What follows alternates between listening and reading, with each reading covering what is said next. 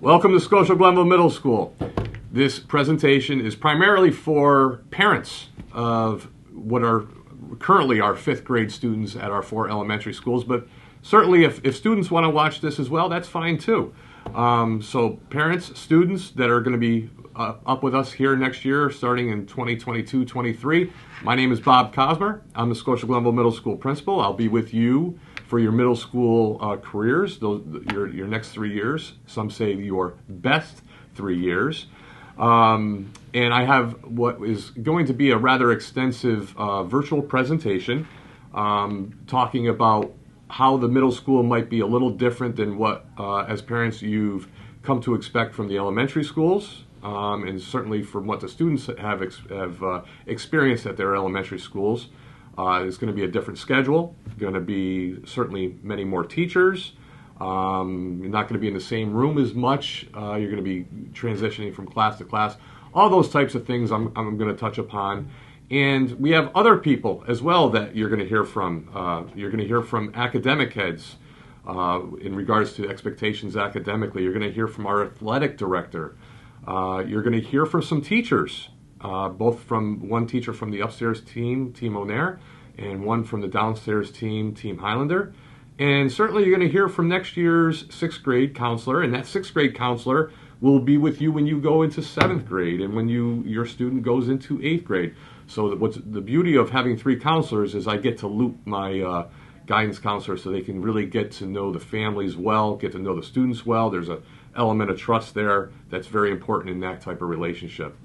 So we're going to jump right in with my presentation, my PowerPoint presentation, and we're going to talk about some of those things that I mentioned earlier. And lastly, I do want to thank you one last time for choosing Scotia-Glenville because it's a great district. You're in a great place, and I look forward to working with you in the next coming 3 years. So let's jump in with my presentation. Okay, folks. So I'm going to bring you through my set of slides that we would normally have should we be meeting in person, but we can still certainly do it this way. So you should be seeing a picture of Scotia-Glenville Middle School, and unfortunately I think you can probably still see me as well, so you'll have to deal with that. Apologize.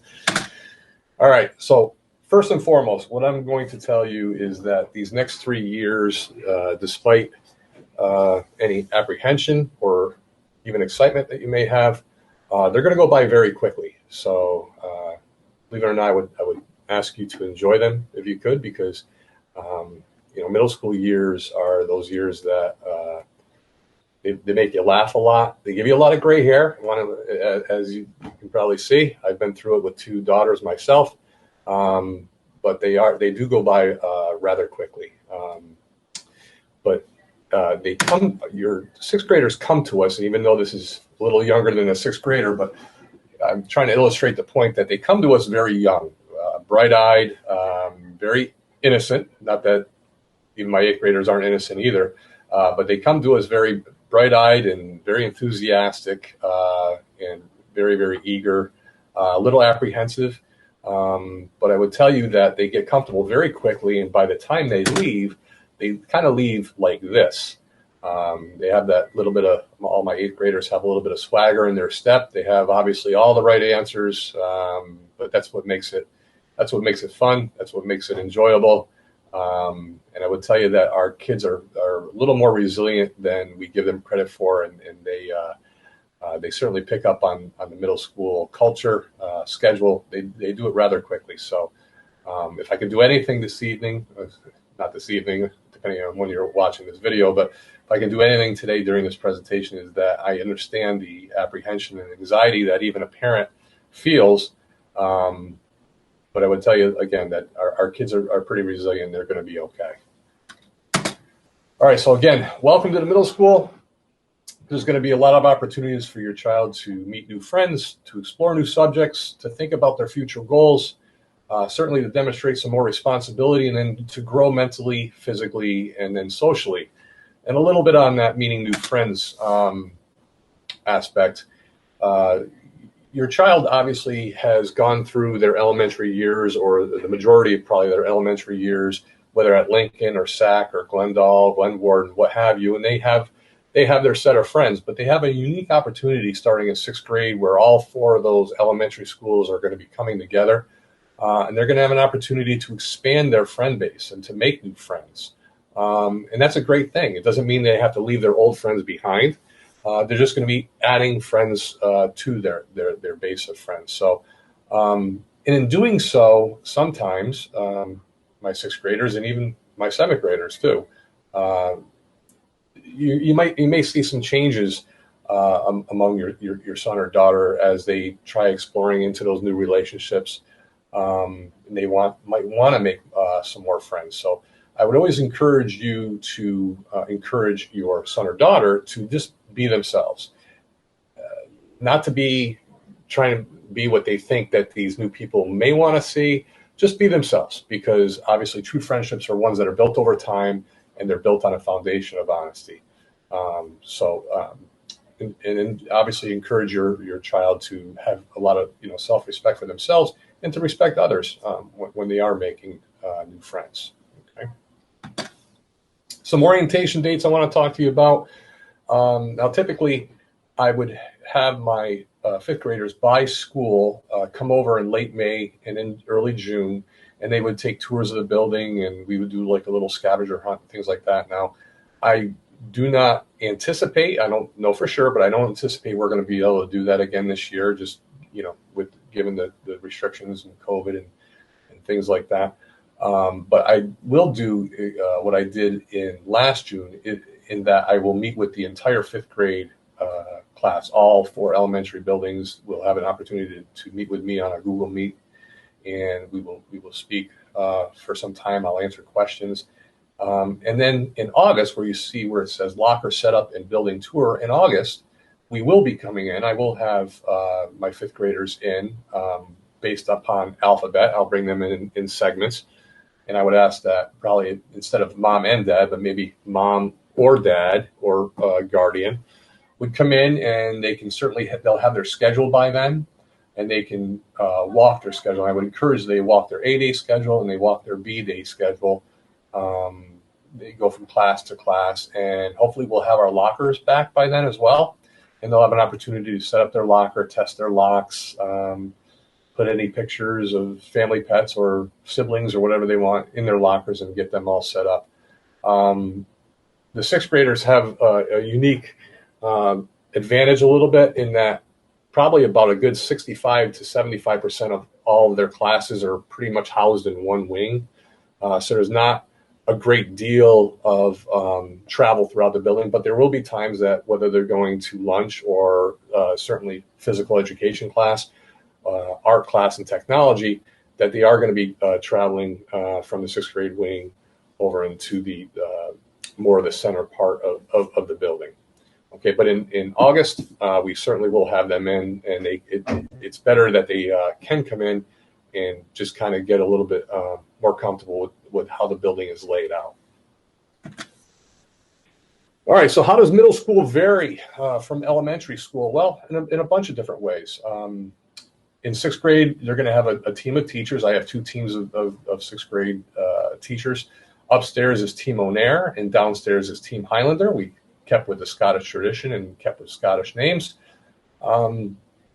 And they're going to have the opportunity in some of their classes being co-taught classes, in which there's actually 2 instructors in that class. They're going to have encore classes, which you may already know of as specials, such as art, PE. They're going to have technology, family and consumer science, music, obviously. And you're going to hear from a lot of those department heads and academic heads a little later on. They're going to have new rules with a little more freedom and more expectations and a little more movement. There's going to be some rules that kind of govern some of those things. So there's going to be some new rules and probably some additional rules, more than they had in elementary school. They're going to have a locker of their own. Like I said, hopefully we'll be back to having lockers in September. If we aren't having lockers, we will stick with having backpacks. We've allowed our students to carry backpacks for this year, but hopefully we'll be back to having lockers. They're going to have more teachers. They're going to have 9 periods a day and probably seven or eight different teachers. So they're going to have the ability to, and it's a good thing, they're going to be exposed to different teaching styles, and they're going to be exposed to different personalities. And part of starting off in middle school and then all throughout their secondary career is how to navigate those different teaching styles and different sets of expectations. They're going to have a different schedule, obviously. We're going to talk a little bit more about that in detail. They're going to have more homework, just like they probably had more homework in fifth grade from fourth grade and fourth grade to third grade, certainly in sixth grade. And you're going to hear this from my sixth grade teachers that are going to speak as well. They're going to have more expectations in regards to homework. With the added number of classes, they're going to have added number of things that they're going to need to complete individually. And there's more after-school activities. Certainly, we've been on too long of a hiatus from after-school activities. We're just starting to get some sports back now, but that's more at the varsity level presently. But even at the middle school, we are starting some clubs up, like Lego Club and Dungeons and Dragons Club, which is both are two very popular clubs that we have that are starting up now. And I would expect that there would be more of that being expanded in the fall of next year. Okay, and I'm going to talk more about the clubs and activities in a slide to come.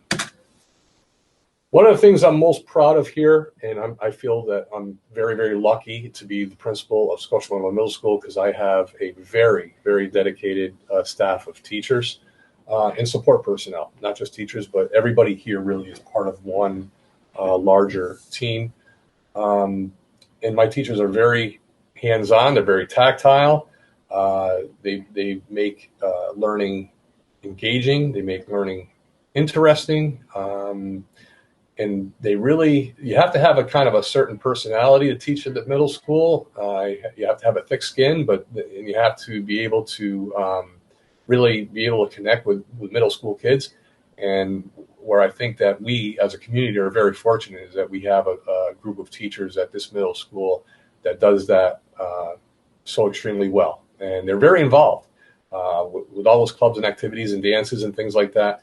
I never have to worry about chaperones. I never have to worry about teacher involvement and setups and anything like that, because we have a very involved staff. So we're very fortunate in Scotia-Glenville to that end. Let's talk a little bit about that schedule that I referred to a couple times. We have an A-B day schedule. It's a 9-period day. Each of the periods is about 40 minutes. It starts off with homeroom, and homeroom is a time where basically they watch MSBC and get the weekly updates or what's happening even that day. There's birthday announcements and certainly some uplifting. There's some uplifting messages. There's some sports updates and things like that. So that all happens in homeroom. And then they're going to go on with their day periods 1 through 9. And certain classes like their encores, math, science, English, social studies, are going to meet every day. They're going to meet A and B. So if you took a look at this schedule and you saw period 5, English 6 with Mrs. Ayers, that meets both days. Every day, period 5, the whole year long, you're going to be with Mrs. Ayers in room 259. But if we look at somebody who is heavy into fine arts and you're looking at period 1 there, on A days they might have band 6, and on B days they might have chorus. Or they might, if they didn't have fine arts, heavy in fine arts, they might have classroom music A day and a study hall B day. Then you go on to like period 2, more classes that meet every other day is technology, that meets for an entire year in 6th grade, and physical education. That's going to meet every other day for an entire year, not only in 6th grade, but in 7th and 8th as well. So you can see that basically your student's going to be transitioning from one class to another throughout the course of the day, as opposed to elementary school where they may have been in one room for 2 or 3 periods consistently, and then they may have gone to art or physical education and back to that room with one teacher. So they're going to be transitioning. They're going to be moving through the halls.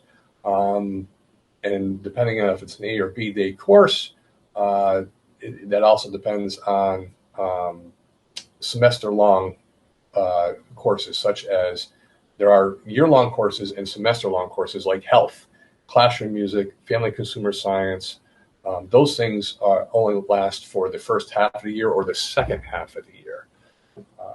And last I could say is that period 6 for my 6th graders, period 6 is lunch all year long. That's gonna stay period 6, and typically period 6 starts around 11:30 in the morning. Okay, so that's the schedule. That's just a snapshot of the schedule. When you get your schedule in August, or I would probably say even late July, it might even be a little bit more easy to understand than that. But I wanted to give you an example of what a schedule typically is going to look like at the middle school. All right, academic enrichment opportunities for grades 6 through 8. I would say probably about 7 or 8 years ago, we used to have something called Scotia Scholars in 6th grade, and that was a program. It was more humanities based, in which every Friday or every other Friday, some of the 6th graders that qualified for the program would go up to the library, and they would do some things more of a humanities based for half day. We replaced Scotia Scholars with an actual honors track, and again, Megan Johnson is going to be on a little later to talk about the whole honors track. But in 6th grade, I have 2 honors sections that we're very proud of. We have honors math and we have honors science.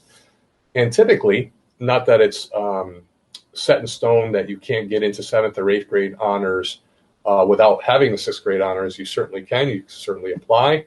But typically, my honors math section and science sections then feed those honors English and accelerated science in 7th grade. Then they go on to 8th grade, in which in 8th grade, you have the opportunity not only to have honors English, but you have the opportunity to get some high school credit in things like math, Common Core, algebra. And then in 8th grade, we're offering living environment and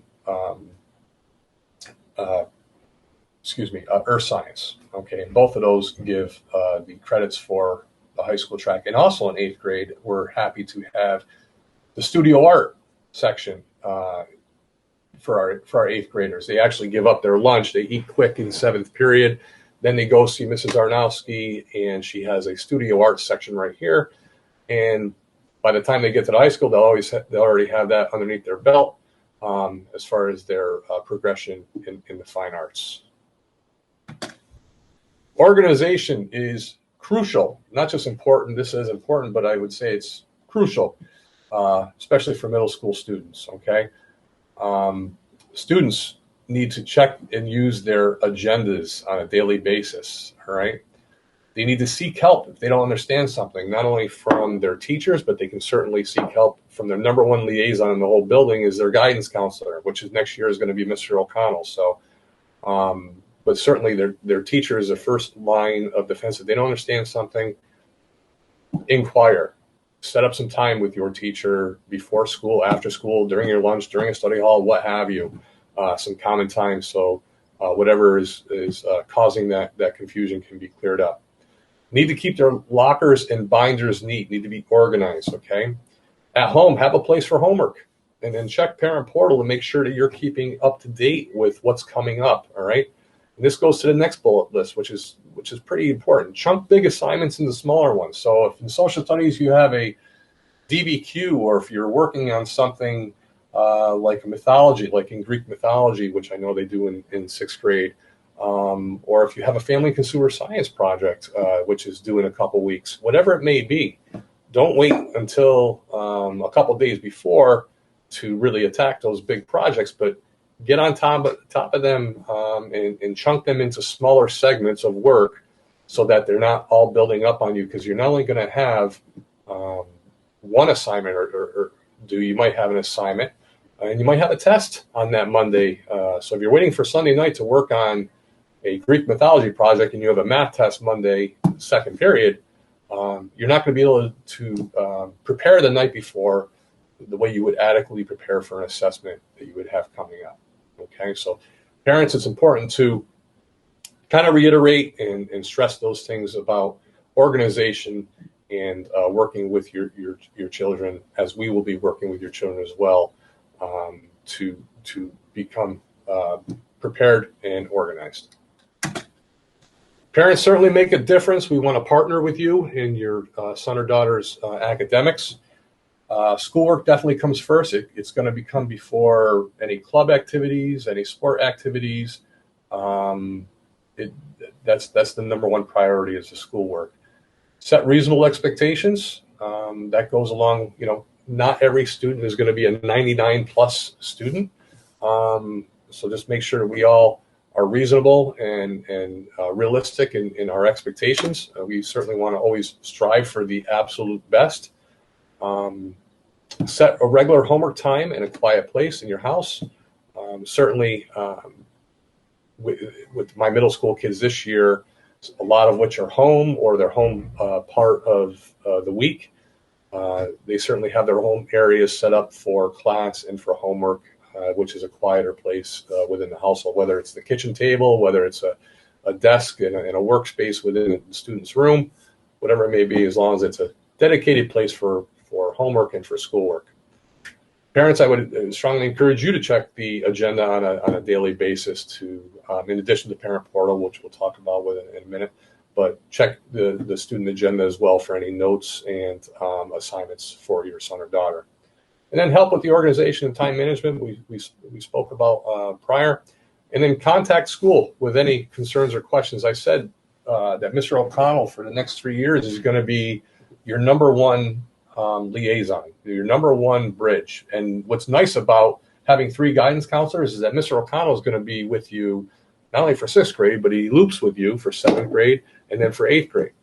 And in lieu of Mr. O'Connell, you certainly have me. I actually handle 6th grade. 7th and 8th grade, the assistant principal kind of oversees, but as my 6th graders come in, I want to have the ability to get to know my new students and my new families, and that means you as parents.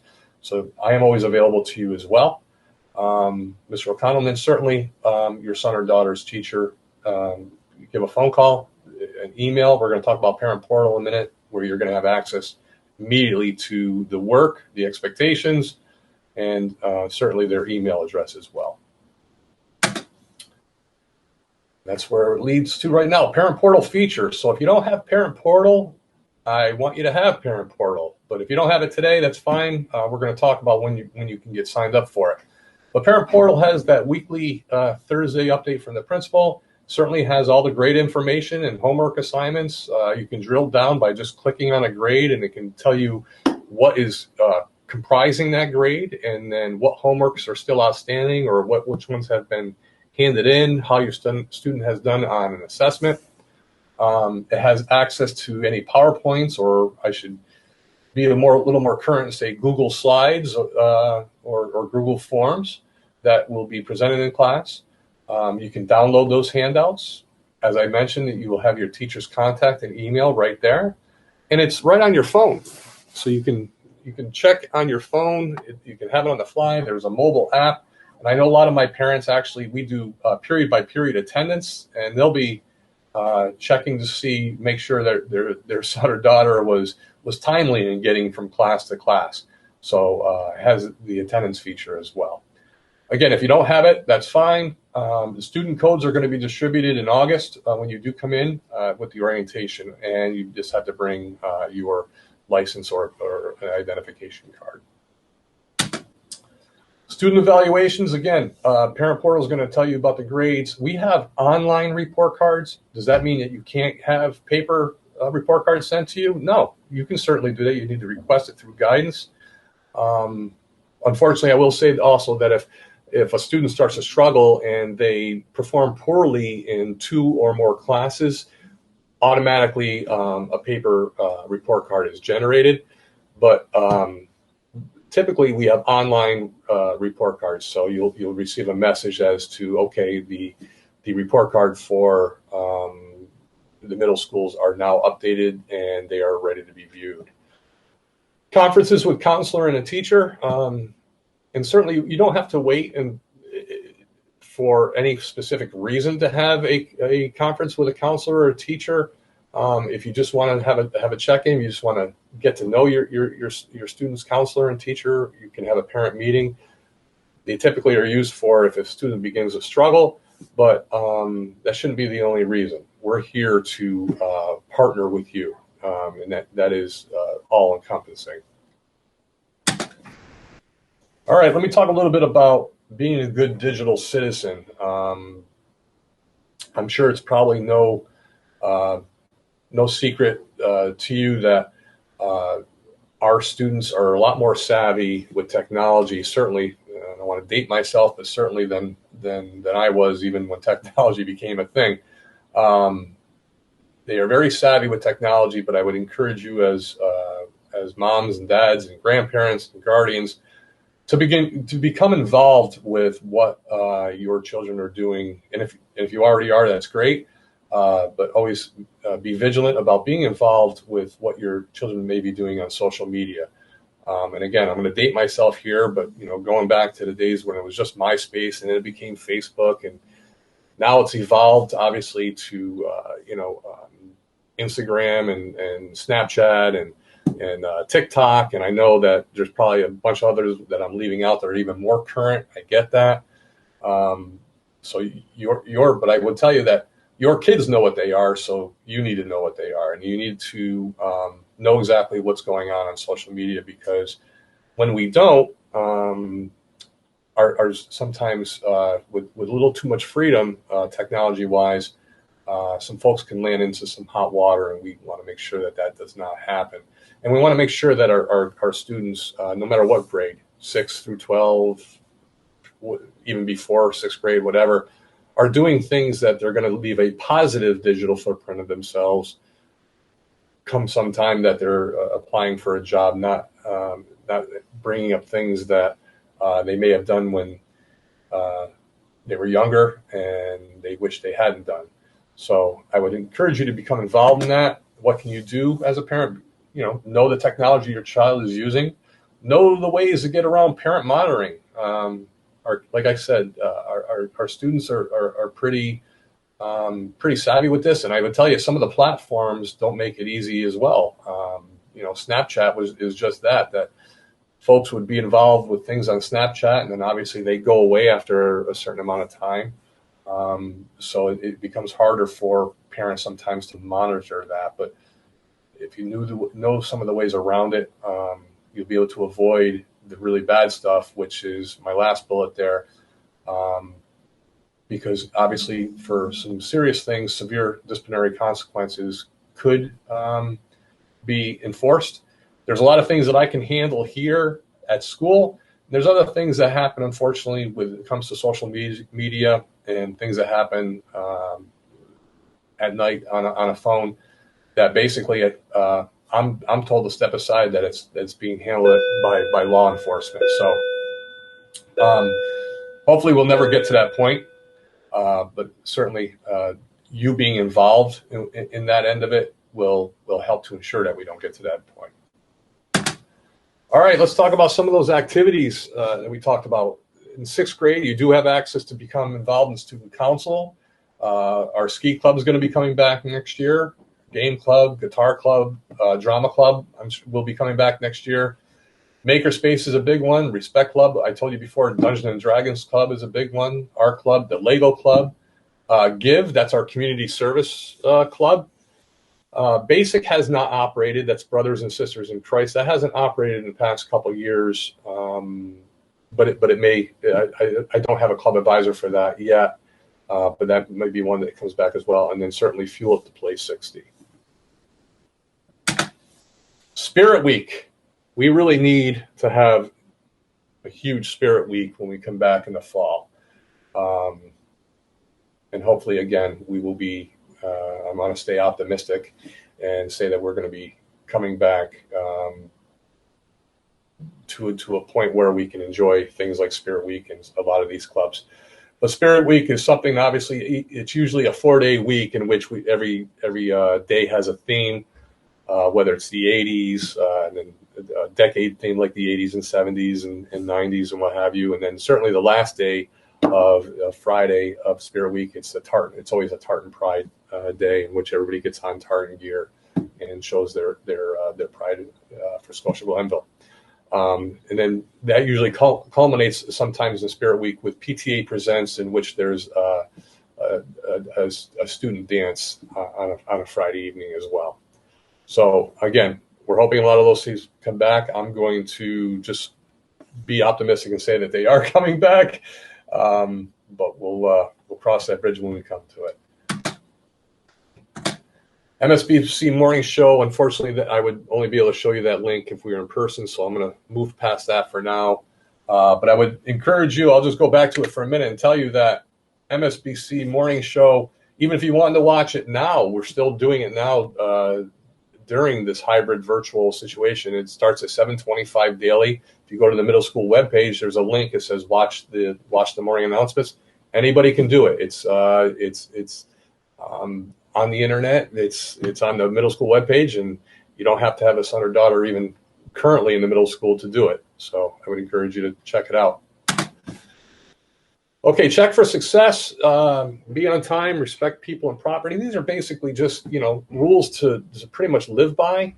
I will tell you that I don't want to spend a lot of time on the negative, but if a student receives a discipline referral, it usually comes with a number of points. And those points, as they accumulate, and you can also work down points, but as those points accumulate, unfortunately, you become someone that is excluded from some of the positive parts of our middle school. The mid-morning breaks, which sometimes we have mid-morning bagel breaks for students that are eligible. 10 points lost of those PTA present functions or dances, assemblies.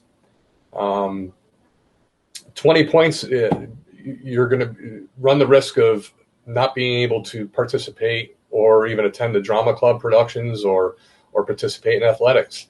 And then the big one in 8th grade, obviously, is that great escape field trip at the end of 8th grade that you certainly do not want to ever put yourself in danger of losing out on. Sorry about the bell. That's just transition time. But again, trying to concentrate more on the positive. These are some of the things that we do. We want to celebrate success. We have our opening year assemblies. I talked about mid-morning and afternoon breaks. We have celebrations by grade level. That end of year 8th grade field trip to Great Escape I spoke about. Students of character drawings. Those are pretty much random. Almost like a caught in the act type of situation where a staff member can nominate a student for doing something, whether it's helping another student out with their books or just doing something courteous, helping a teacher put up chairs at the end of the day, whatever it may be. Terrific ticket drawings, and athletes of the month photos that we run not only on the PowerPoints in the main lobby, but we run them in the cafeteria as well. These are some of the pictures of some of those things. You'll see in the bottom right-hand corner was a mid-morning bagel break. Some of the after-school Fuel to Play 60 activities. That's a sports activity in soccer. You'll see the Desperado plunge over there on the right-hand side at the end of 8th grade. Again, that's one of the big ones that we really enjoy doing with our 8th graders. Those are what our athletes of the month slides would look like, that they would be displayed in the cafeteria and in the main lobby for all visitors and certainly for all students to see. Scotia-Glenville Middle School is definitely community orientated.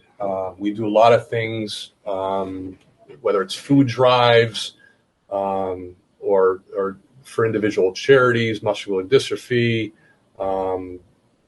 for even on the bottom right hand, you'll see one that is something that we're really proud of. It's a Make a Difference Day, in which a lot of our students go out with our teachers on a Saturday in late fall to help rake leaves for a lot of our community seniors that may not be able to get out there and do it themselves. We send a bus out to different parts of the neighborhood, and we certainly do that for them. The top right, obviously, is me getting pied in the face for I can't even remember what the cause was that day, but we certainly are very community involved. The middle one there is a superhero where we all dressed up as superheroes and brought in a can of soup. We do a lot with the city mission. This is Reading for a Mission. This is specific to 6th grade. In that picture, you'll see some of my 6th grade staff, and this was a 6th grade class some years back. where we do a fundraiser and a collection of different products for the city mission. And then we come at night and students wear their pajamas. We have some ice cream and they read for a while. It's called Reading for a Mission, Reading for a Mission. But that's one that is specific to our sixth graders. All right, the role of a counselor. Even though Mr. O'Connell is going to speak himself to you, I always feel it's important that you understand and see this slide about the role of a counselor because they are going to have a big part in your son and daughter's life for the next 3 years and in your family's life as well. They are where you see parent-teacher liaison. That is certainly huge. They're going to advocate for your student in a lot of different ways. If unfortunately there is any type of crisis in your family, they are certainly someone who's going to reach out and work with the family and be that support, or whether it's setting up outside support or just support within in the school as well. And then obviously they do individual and group counseling for any of our students that may need it. Who can you call at Scotia-Glenville Middle School? A bunch of people. You can always call the nurse's office if obviously there's questions about whether it's sports clearances or anything to do with your son or daughter's health. The main office secretaries, the guidance office we talked about, your child's teachers directly if it's an academic issue, the assistant principal, and then certainly myself. And that's the number right there. And again, I handle sixth grade. I have for every year I've been here, and I don't anticipate that stopping because, again, I enjoy getting to know my sixth graders as they come into our building. School nurse reminder, all incoming sixth grade students are needed to have the proof of the Tdap as well as 2 varicella or chickenpox immunizations. They may need an additional dose of the polio due to the recent change in requirements. So please check with the healthcare provider or our school nurse who has access to the healthcare provider's information on the state health department as well to make sure that your child's immunizations are up to date. Right? Frequently asked questions. Now, every year I open it up to questions from the audience. And while we can't do that this year, 2 things I would tell you. You have, by all means, please email me or an academic head or whoever you want, but certainly you can always email me should you have questions about anything you're hearing about this in this presentation or my colleagues' presentations. Or if you just have a question that really we didn't touch upon and you were just wondering about something in 6th grade. But I always get these 3 questions almost every year. And that's when and where can I drop off my 6th grader and where do they report? Does my son or daughter have to take classroom music if they're in performing arts like band, chorus, and orchestra? And sometimes I do have 6th graders that are in all 3. And another one that we get from time to time, not every year, but at time to time, is how is my child going to carry all those books from class to class for 9 periods? Okay, so I'm going to answer the second one first about classroom music. The answer to that question is no, they don't. If they're in band, chorus, and orchestra, they may be scheduled for classroom music, which if they are someone who's in band, chorus, or orchestra might still want to take classroom music because they are inclined in that aspect. But it's I can remove that requirement because they're going to be meeting that mandate through that performing art. But if they're in band and chorus and they've been scheduled for a classroom music, and you say, you know what, their schedule is so full right now, I think I would rather my 6th grader have a study hall. That's fine too. You just have to reach out to me after you get the schedule and we can make an adjustment in that respect. Or they may want to hold on to it and you might not want to have your son or daughter have a study hall. It goes both ways. All right, so let's go to some of these other questions. How is my kid going to carry all those books? So I'm going to date myself again in that certainly as someone who went through high school and middle school in the late 80s and what have you, we had a lot of textbooks. It's not like that anymore. We don't have a heck of a lot of textbooks. Typically, if you look at some of these pictures here, our students typically carry like a 3-ring or excuse me, a 3-subject or a 4-subject binder that carries some notebooks. They might have some folders, but they don't carry really like textbooks from class to class. Additionally, next year they're going to have lunch 6th period. So what students typically do is whatever materials they need for classes 1 through 5, they carry with them. Then they go to their locker before lunch. They swap out their books that they would need for period 7, 8, 9. Then they go to lunch period 6. They have their lunch, and then they're ready for the second half of the day. So you have some breaks there within the day, so you don't have to carry 1 through 9, whatever those materials may be, even if they are just notebooks. But that's typically what some of our transition looks like from class to class. And even if you looked at the folks in the backgrounds of those pictures, not even the ones that are in focus, but some of the kids in the backgrounds, you will see that they're not carrying a lot of textbooks or anything way too heavy. All right, dropping off in the morning. Okay, so I'm here early every day. I usually am here at 6, but I would say that I am fine to start accepting 6th graders 6:30, 6:45. And 6th graders are housed down in the auditorium. All my 6th graders are in one spot, and around 7:23 in the morning, 7:28 in the morning, that first bell rings, and I let them go a little early because they go from the auditorium. They have to walk down to the 6th grade wing, and I just want them to kind of have the halls to themselves first as they make that transition. So let's talk a little bit about, well, I'll just go through this real quick. Our buses and bus passes, if your son or daughter wanted to stay late to take the late bus. Now, typically, we didn't have late buses this year, obviously, with the pandemic, but we hope to have our late buses and things, again, back to more normal next year. And typically, they're on Tuesdays and Thursdays. There has been some years that we've had them Tuesday, Wednesday, Thursday, but definitely probably just Tuesdays and Thursdays. They can take a late bus if they want to stay after with a teacher, or if there's something fun going on after school, like a dodgeball tournament, some of those things that we do as well. They can get a late bus pass right in the main office, okay? So when parents are dropping off their 6th graders, if you're driving your 6th graders to school, if you're familiar at all with our middle school, we sit in Corpse Park. So you're going to be pretty much coming down Prestige Parkway. You're going to be taking a left onto the Business Boulevard.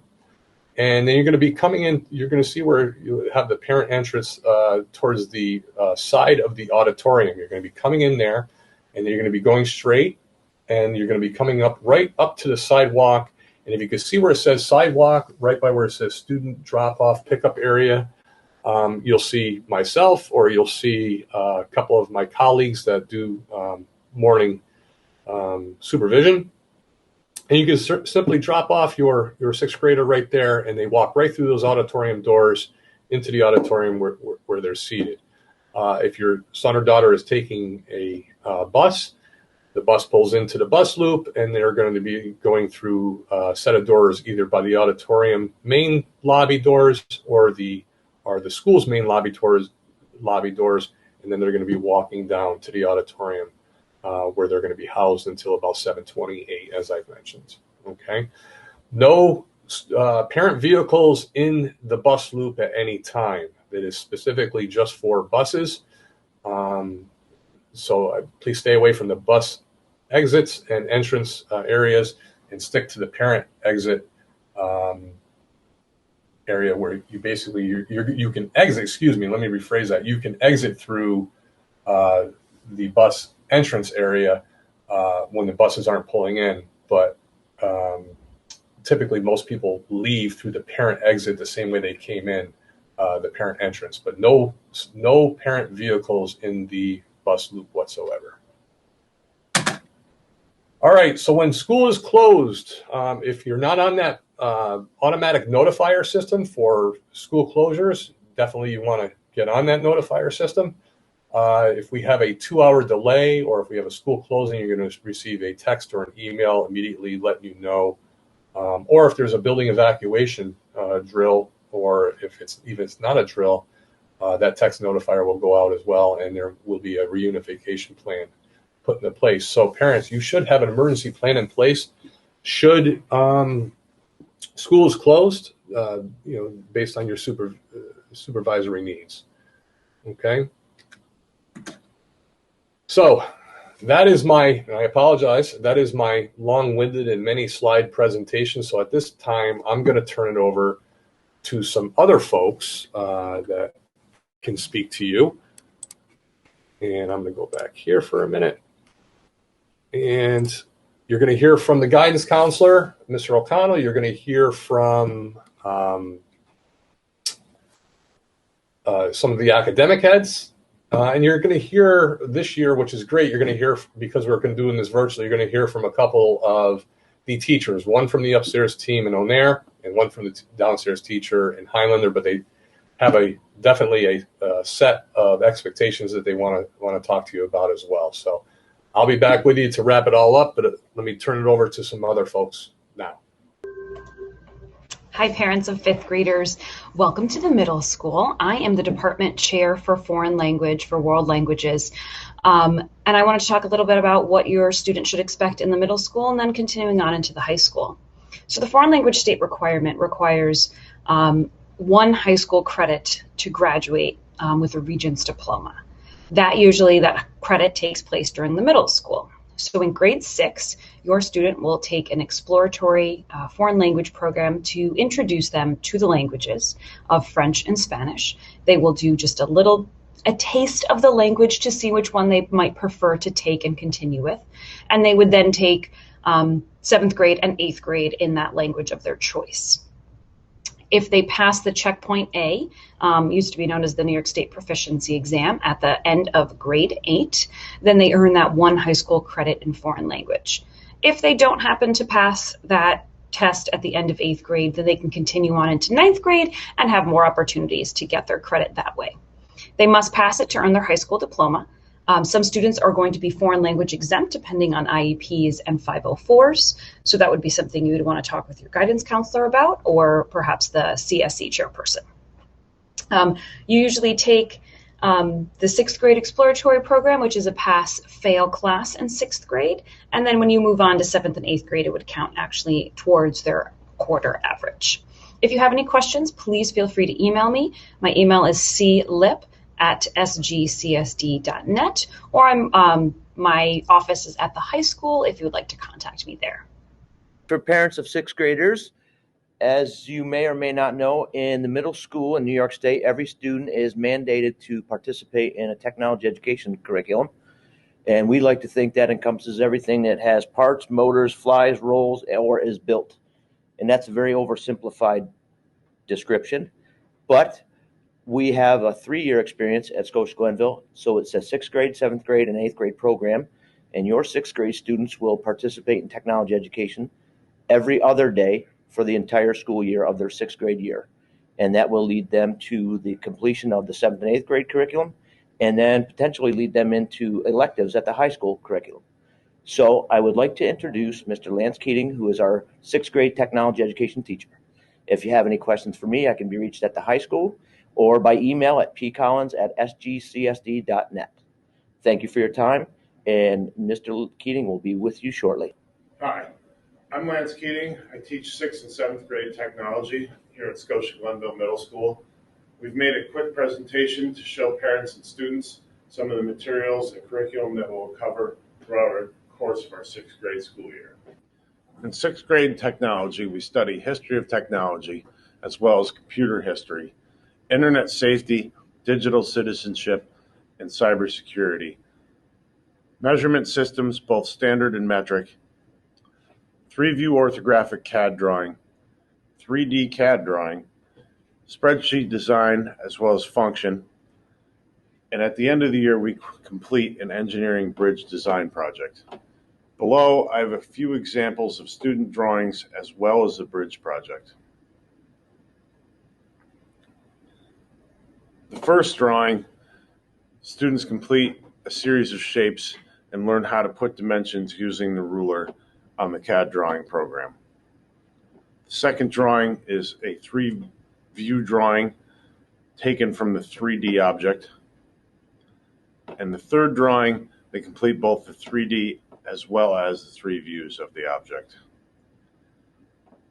This would be an example of their bridge design, side view, and a more complex example. And below we have some pictures of the bridge tester, a few fully tested bridges, as well as both technology rooms that we use throughout the school year. I hope to see everybody next year, and I hope you enjoyed the presentation on a little bit of the material that we'll be covering during 6th grade technology. Hello, everyone. My name is Jamie and Raquel, and I am the Director of Physical Education and Athletics here in the district. I'm going to talk to you a little bit about what you can expect when you come to physical education here in the middle school and what your 6th grade experience will be like. The main thing is we want you to enjoy your experience and be an active member of physical education. Physical education is grounded in the positive mindset that you need to be successful.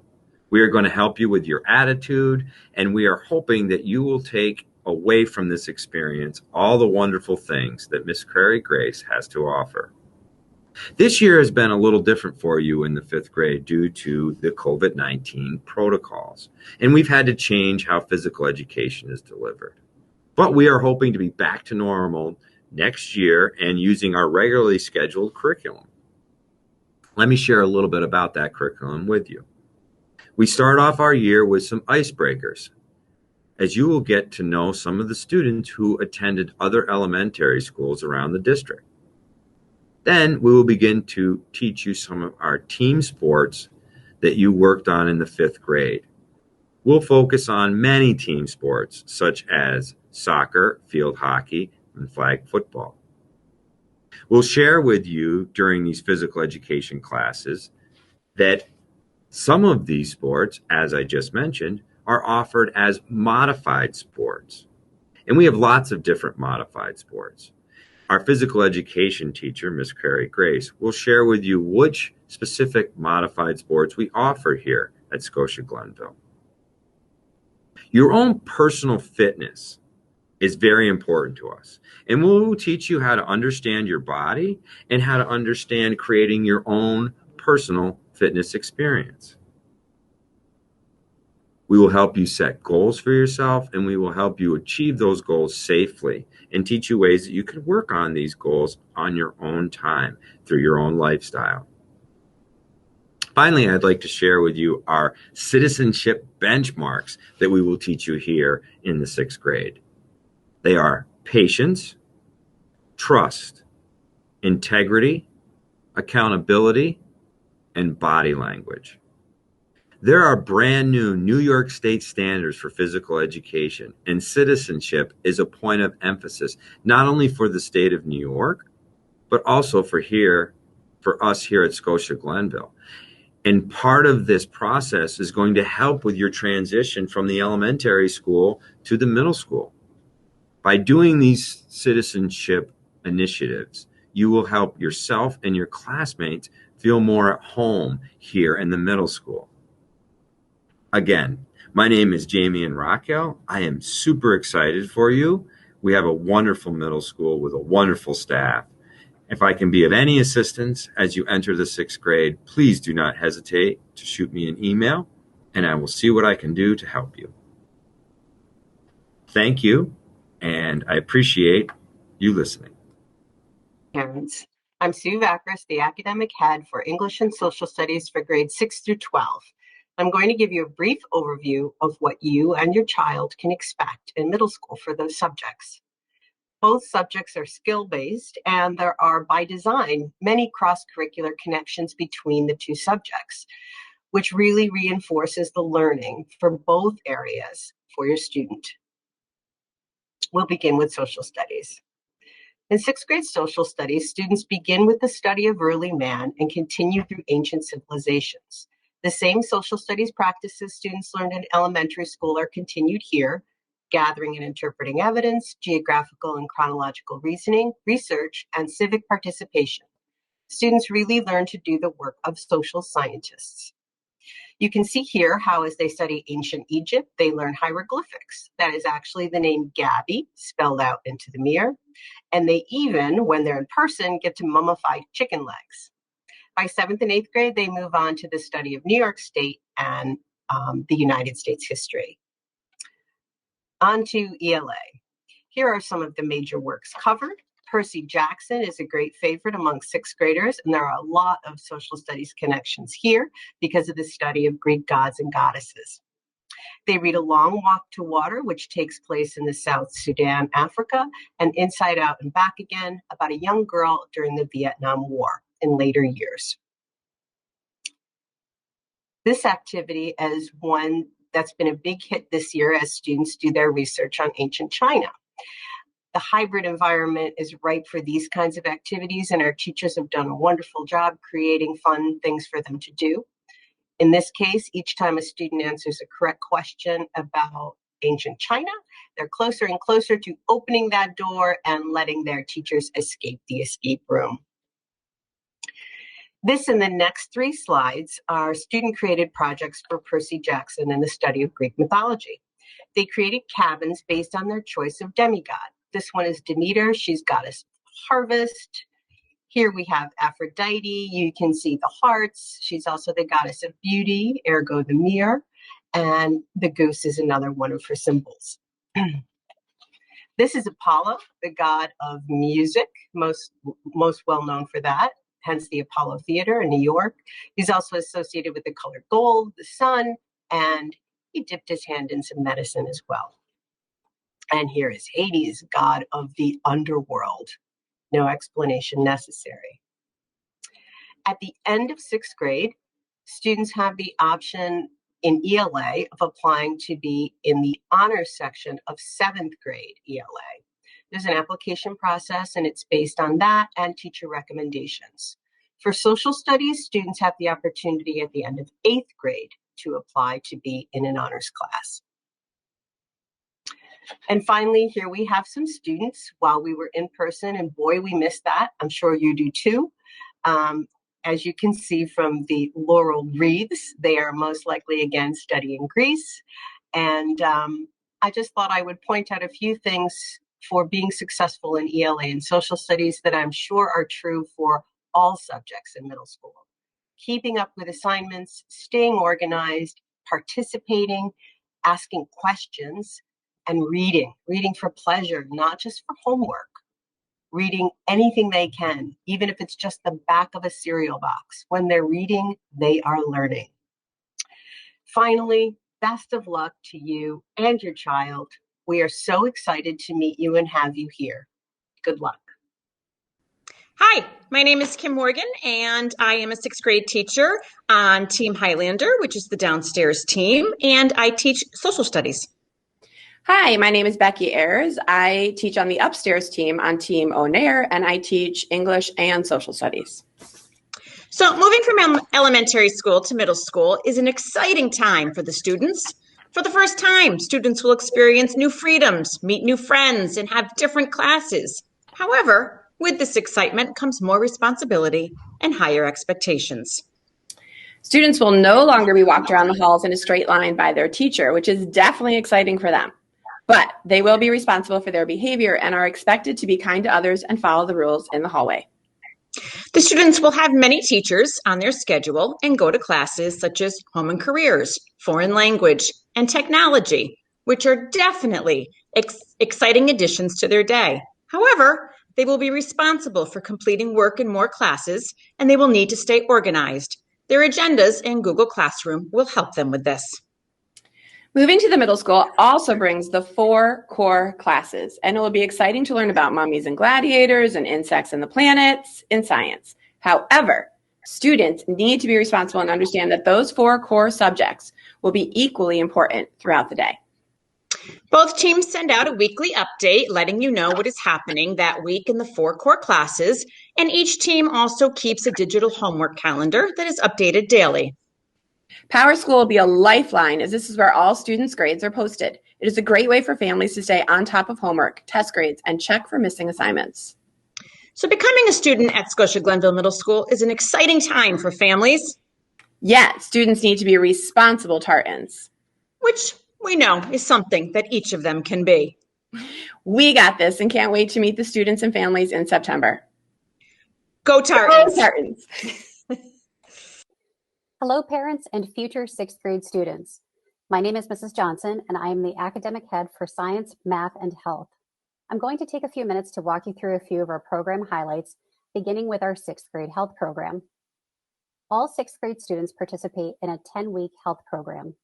The curriculum is based on the New York State Health Curriculum Framework and is focused on general wellness and making lifelong healthy choices. Evaluation includes projects, presentations, practice assessments, quizzes, and unit tests, as well as some research reports.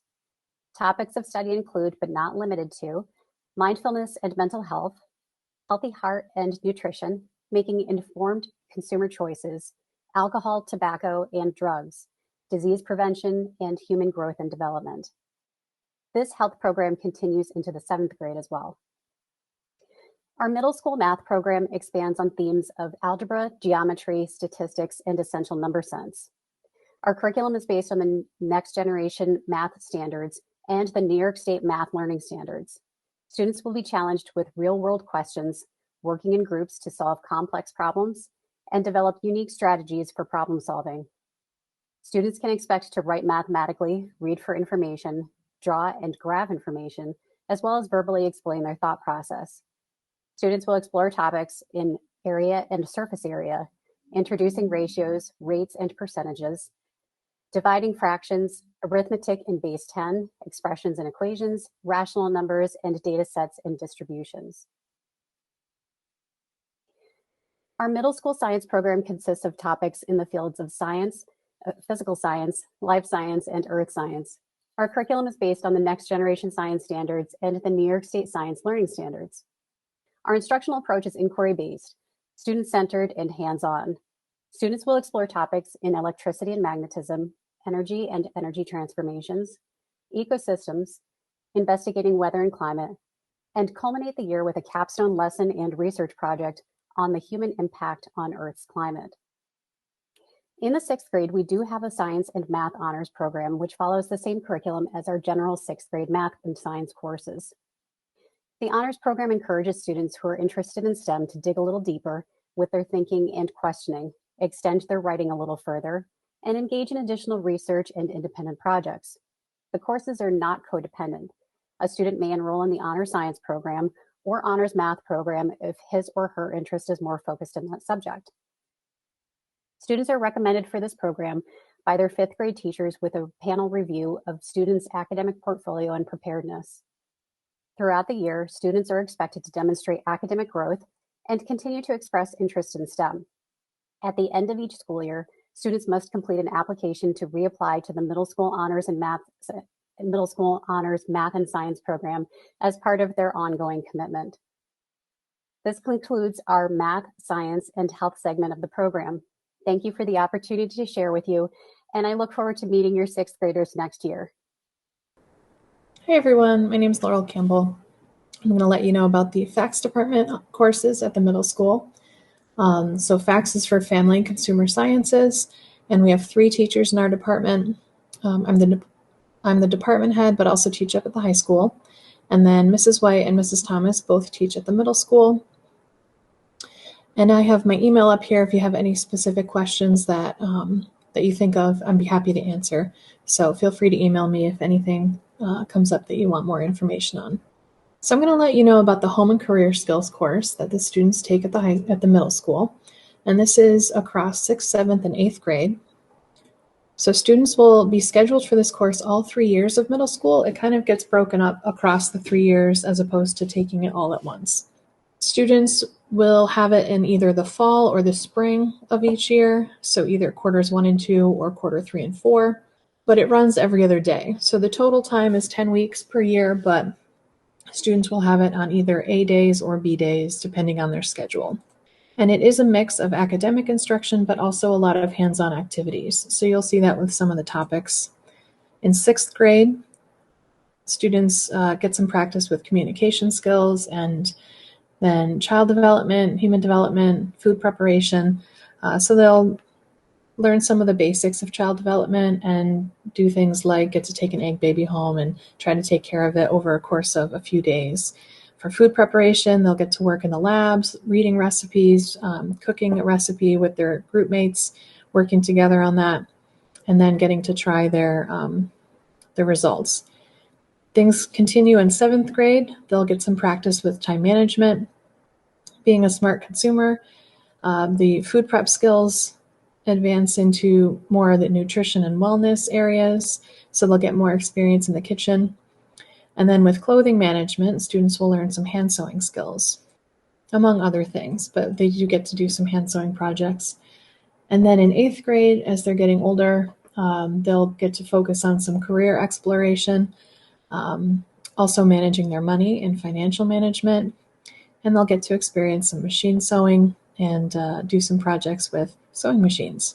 So lots of hands-on and a mix of different life skills that they'll get over the course of the 3 years. And then when they get to high school, they'll have lots of options in our department if they are interested, that are either electives or courses that offer credit that will also help them for graduation, for Regents requirements and so on. So many of the courses can be taken as electives, but some of the courses will offer like art credit, for example, or science credit. So I'll just leave this up here for you. If it's a course that a freshman will be able to take, it has a yellow star, and if it's a half-year or semester course, it has a blue star. The other courses are full year. So students may find that they're interested in things like the foods and nutrition, and they may take courses in that area, or maybe child development, and they may get into some of those courses, or the fashion or interior design, and they can get into the fashion and housing and design course. So I'd be happy to answer any questions on any of these courses as well. Feel free to email me. Thank you very much. Hello, my name is Nancy Lucier. I'm the Fine Arts Director for K-12 Art and Music. When students enter the middle school, they take a half a year of art that meets every other day. This happens in 6th, 7th, and 8th grade. At the end of the 7th grade year, students have an opportunity to apply for an advanced art class, which is called Studio in Art. That class meets every day.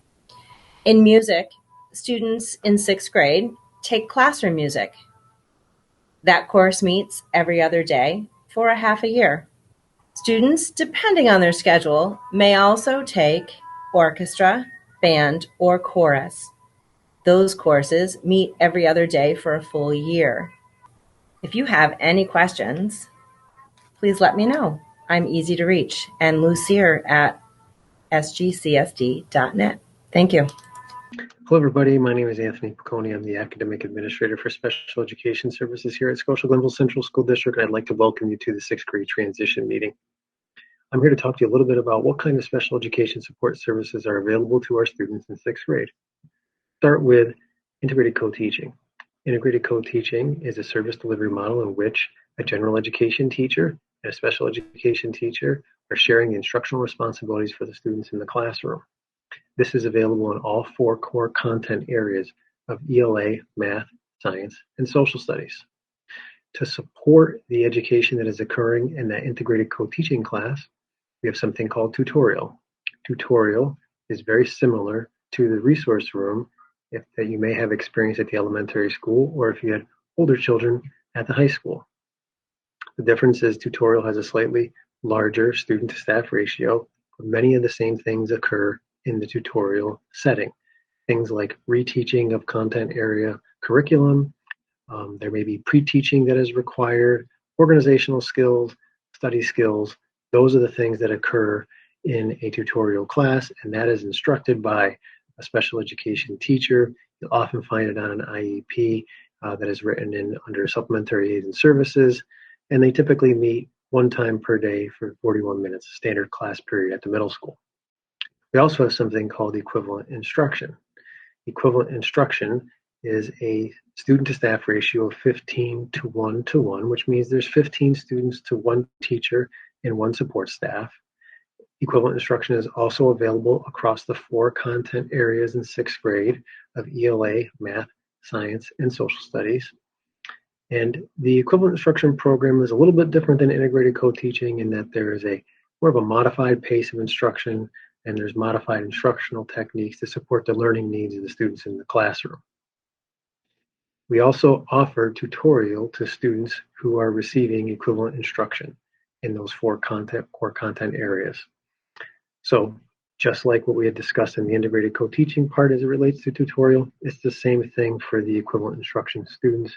It's also instructed by a special education teacher. We also offer something called developmental skills class at the middle school. Students in grade 6, 7, and 8 can receive instruction in a developmental skills class that has a more intense student to staff ratio, meaning there are 8 students to 1 teacher to 2 support staff that's supporting students with more intense learning needs. Also, on a student's IEP, you would find something called related services. So that's referring to occupational therapy services, speech and language therapy services, physical therapy services, and also could have something like school-based counseling. Those are things that are prescribed on a student's IEP, and what I'm referring to there is that's going to give you specialized instruction in those areas. It could meet maybe 1 time per week or 2 times a month.